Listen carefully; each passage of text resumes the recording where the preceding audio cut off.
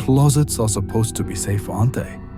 Just wooden doors and shelves, a place to tuck away the things we don't want to see.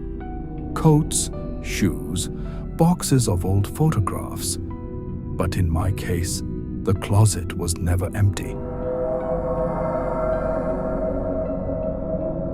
My name is Helena. I was raised in the south of France, in a village overshadowed by ruined castles and folklore that clung to the stones like moss. My parents inherited an old house, timber-framed, centuries old, creaking with history, the kind of house where the nights feel heavier than the days. The first winter I spent in my bedroom was the last time I ever slept peacefully, because that was when I realized something lived in my closet. Clock ticks louder, a faint creak of wood from inside a closet.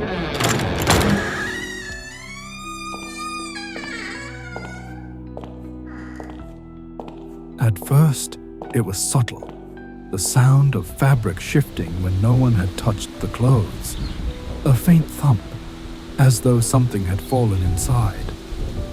I would open the closet door, slowly, nervously. The hinges groaned like they hadn't moved in centuries. But inside, nothing.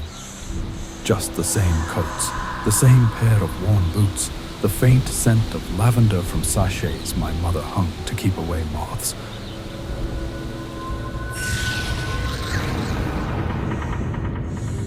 Still, I could swear I heard breathing, shallow, careful, timed between my own, so I almost missed it. Once, I left the door ajar at night, thinking it would comfort me, that I could see inside and prove to myself there was nothing. But when I awoke, the door was closed, tight, latched from the inside, soft thud, whispering, almost inaudible. Helena.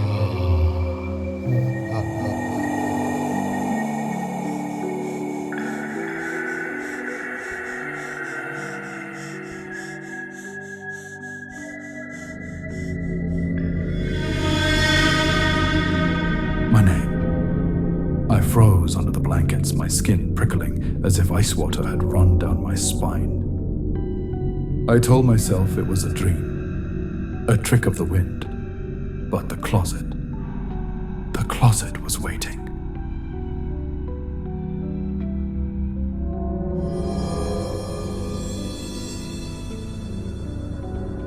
Over the weeks it grew bolder, shadows that didn't belong, stretching across the floor when the candlelight burned low, scratches on the inside of the door like nails dragged across wood.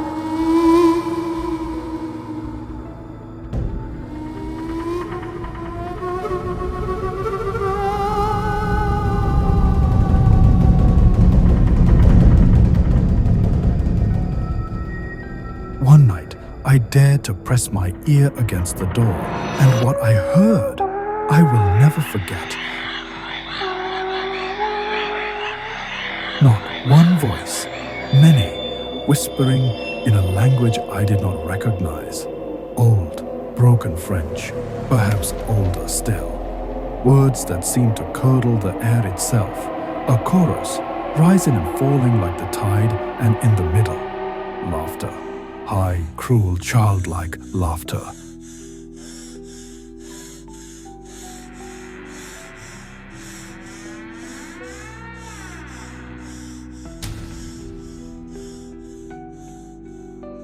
The next morning, I found handprints inside. Small ones, too small to belong to me or anyone I knew. Pressed deep into the wood, as though scorched there. My grandmother, upon seeing them, went pale as parchment. She muttered a name I had only heard once before in our folklore. Les revenants de la mort, the closet revenants, spirits of the restless, cursed to live where darkness is folded and kept.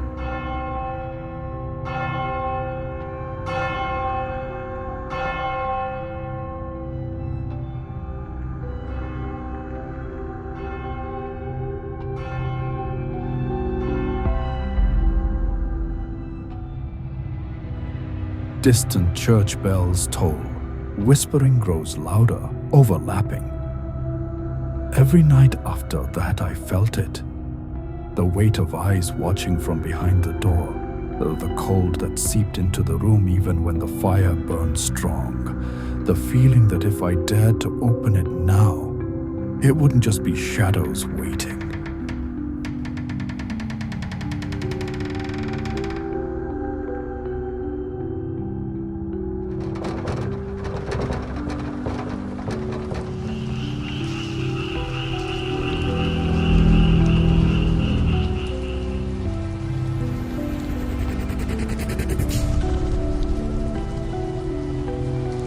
It happened on a night when the wind shook the shutters and rain hammered the tiles.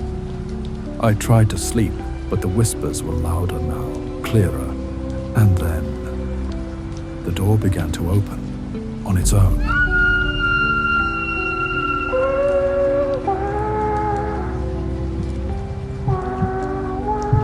I sat up in bed, heart pounding, unable to scream, unable to move. The door swung wide, slow, deliberate. The darkness inside was not the darkness of an empty closet. It was thicker. It writhed.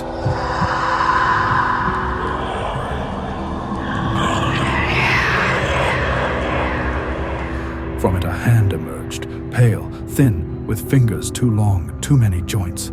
Then another, and then faces. Faces pressed together, layered upon one another, all whispering, all mouthing my name. Their eyes were hollow sockets, but their mouths smiled too wide.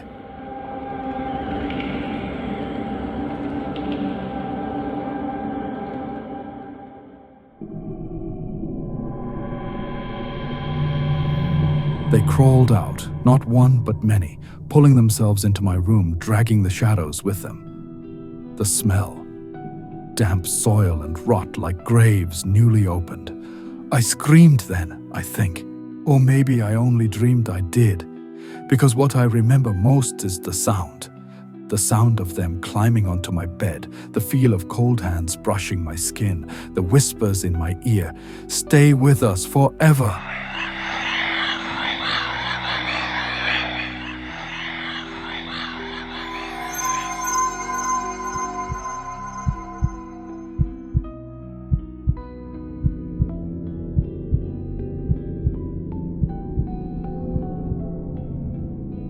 When morning came, the closet door was shut again. My room, empty. No footprints, no handprints, no voices. But I know what I felt, what I saw. I left that house soon after. But sometimes, in the quiet hours before dawn, when the world is still, I hear it again. The creak of the closet door, the breath that is not mine. And I know, whatever lives in my closet has not forgotten me. It never will.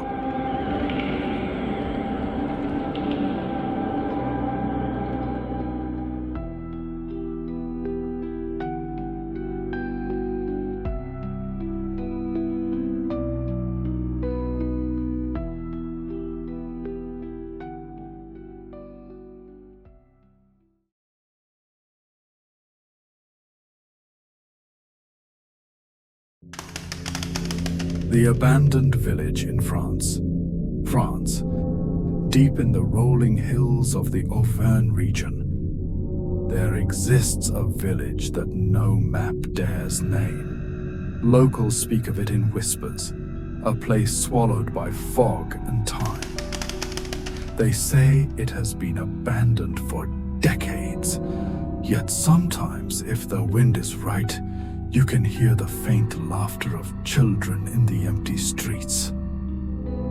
My name is Julian, and I had always been drawn to such places, the allure of forgotten history, the mystery of stories untold. I arrived on a gray afternoon, the sun shrouded behind low, heavy clouds. The road narrowed into a twisting path lined with gnarled oak trees. Every branch seemed to point a skeletal finger, warning me to turn back. But curiosity, Curiosity is a persistent companion, and so I continued. Footsteps on cobblestones. Wind whistles through broken windows. The first thing I noticed, the silence. It was absolute but not comforting. No birds, no distant chatter, no rustle of leaves, just the echo of my own boots against the cobblestones, swallowed immediately by the void around me. Distant whispering, faint sound of a bell chiming somewhere far away. As I walked past the village square, the houses, they were intact yet decayed. Windows like blank eyes staring. Doors hung crooked on their hinges, some creaking as if pushed by invisible hands. The smell, damp, rotting wood, mixed with something sweeter, something metallic, like old blood. I stepped into the inn at the corner. The air was colder here, as if the walls themselves were exhaling frost. A fireplace lay cold. Ashes settled thick like dust over the hearth, and then I heard it, a whisper, soft, almost polite, but unmistakably human. Whisper, barely audible. Julian, Julian. My heart skipped a beat. I was alone, or I thought I was, but the whisper, it called my name. I spun around, but nothing, just shadows that seemed to quiver in the corners. I tried to rationalize it. Wind, my imagination, the village, a trick of memory. But even as I told myself that, the creaking upstairs began. Footsteps, deliberate, pacing, slow. I did not climb those stairs. I could feel them watching me, just beyond the threshold of reason. Door slams shut. Wind howls through broken panes. Soft, indistinct singing. Night fell faster than it should have. Fog rolled in thick, hugging the cobblestones, swallowing the square. And then, the faces began. Not real faces, just glimpses in the shadows. Children playing in corners, women peeking behind door frames, men leaning from broken windows, all pale, all silent. Every time I blinked, they shifted, closer, yet never fully there. A sound behind me, laughter, low, crooked, echoing off the walls. I turned, an empty street, yet I could feel a presence. My skin prickled. I could hear breathing, soft, but not mine, circling me, waiting. And then, a voice. Deeper this time, commanding, almost angry. Voice deep, echoing. You shouldn't be here. I wanted to run. My legs trembled, but my feet, they were glued to the stones. The air itself seemed to resist my movement. And from the inn, the singing started again. Not cheerful, not human. A dirge, a lullaby that promised nothing but sorrow and despair. And beneath it, a rhythm, a heartbeat, slower, like something ancient awakening. Heartbeat intensifies, doors bang, wind turns into a howl, shadows move like liquid. I turned back to the inn. The windows were now dark pools reflecting me, but not just me. Something behind me, tall, thin, limbs too long. Its eyes were empty voids, its mouth, it smiled where it shouldn't. I ran. The streets twisted, no longer the paths I had walked. Buildings moved, shifted, doors opened, closed, creating new passages. Whispers rose into screams, laughter into shrieks. The ground beneath my feet, it seemed to pulse, as though the village itself was alive. And then the children, faces pale as moonlight, eyes black as the abyss. They ran around me, chanting words I could not understand, their small hands reaching for my legs. And above it all, the inn's front door slammed open. The shadows stepped out, its presence suffocating. I cannot describe the fear, not fully. It was the sensation that the air itself was pressing against my chest, my heart, my mind, and in that moment I realized the village does not want to be found.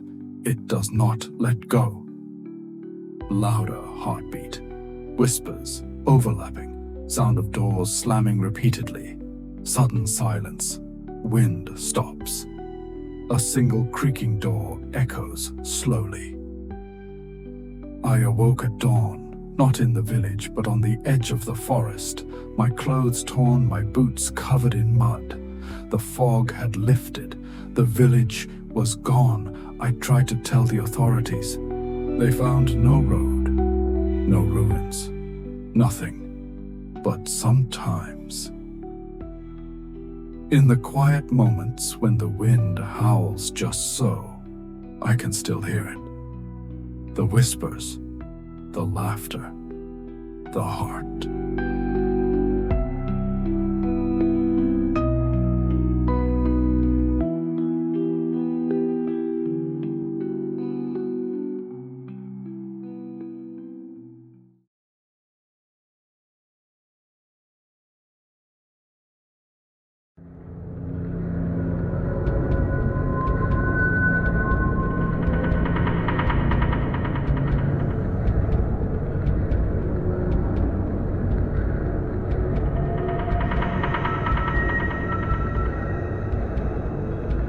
The shadow that followed me home. They say every village in Europe has a story. A whisper of something too dark to be spoken aloud. A curse, a warning, a tale parents tell their children by the hearth to keep them indoors after sundown. I never believed those stories. Not until that night. Not until I realized some shadows aren't tied to walls. Some shadows follow you home. My name is Elias Marceau. I was a historian, a skeptic, and this is the story of how I lost everything. I had traveled to Alsace, in the east of France, a quiet village pressed against the border, where the Rhine River carries centuries of blood and folklore alike. I was researching forgotten ruins, an abandoned monastery perched on the cliffs. The villagers told me not to go. The monks were cursed, they muttered. They bound something inside those stones. I laughed it off. I had walked through countless ruins before, but that monastery, it was different.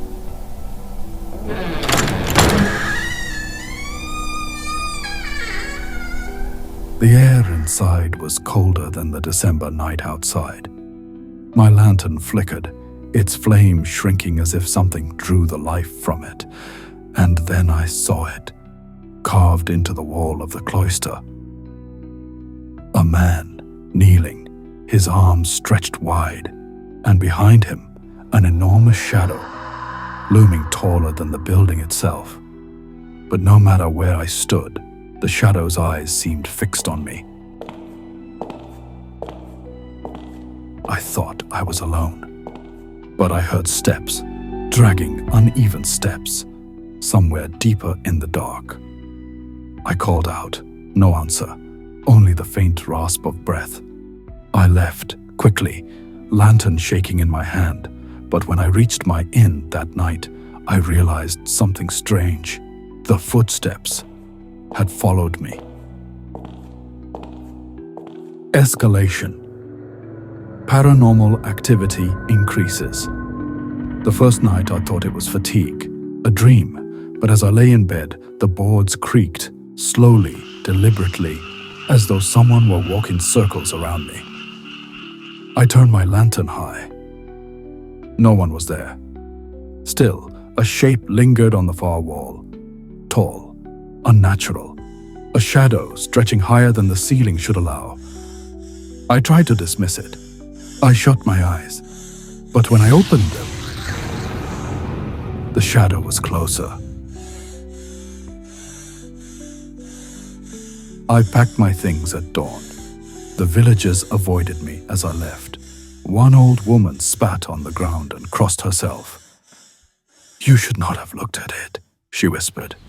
"It has seen you now."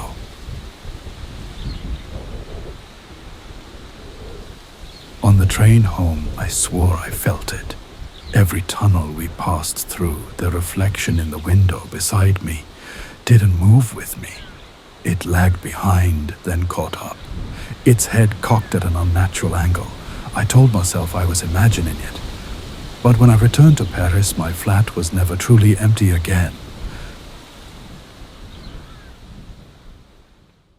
By the third week, I barely slept. At night, I heard it whisper my name. Elias. Elias. From the corner of the room, from the ceiling, from under the bed. The shadow grew bolder. It didn't just follow me anymore. It anticipated me. I would reach for a glass, and its handprint would already be fogged against it. I would step into the hallway and hear my own footsteps echoing ahead of me. I invited a friend over, desperate for someone to prove I wasn't mad. Sound. Knock at the door, door opening, cheerful voice. Friend. "Mon Dieu, Elias, you look ill. What's wrong?" Narrator. I need you to stay. Please, tonight. But when the lamps dimmed and the room chilled, his smile faltered. He pointed at the far wall. "Elias, who else is here?" There was no one, only the shadow, towering, reaching, crawling along the ceiling toward us. Friend gasps, chair falls, footsteps running, door slams shut. He never came back, wouldn't answer my letters. And now I was alone again. That night I confronted it. Shaking voice. "What are you? What do you want from me?" Long silence. Then in a distorted whisper, layered male and female voices together. The shadow. "Home." And then it lunged. I don't remember what happened next. I woke up on the floor, hours later, the walls blackened with soot, my lantern shattered. But the shadow was gone. For days, I thought I was free until I noticed my own shadow didn't match me anymore. It lingers when I move. It bends when I don't. Sometimes at night, it rises from the floor and watches me sleep. And if you're listening now, be careful, 'cause once it follows someone home, it looks for another.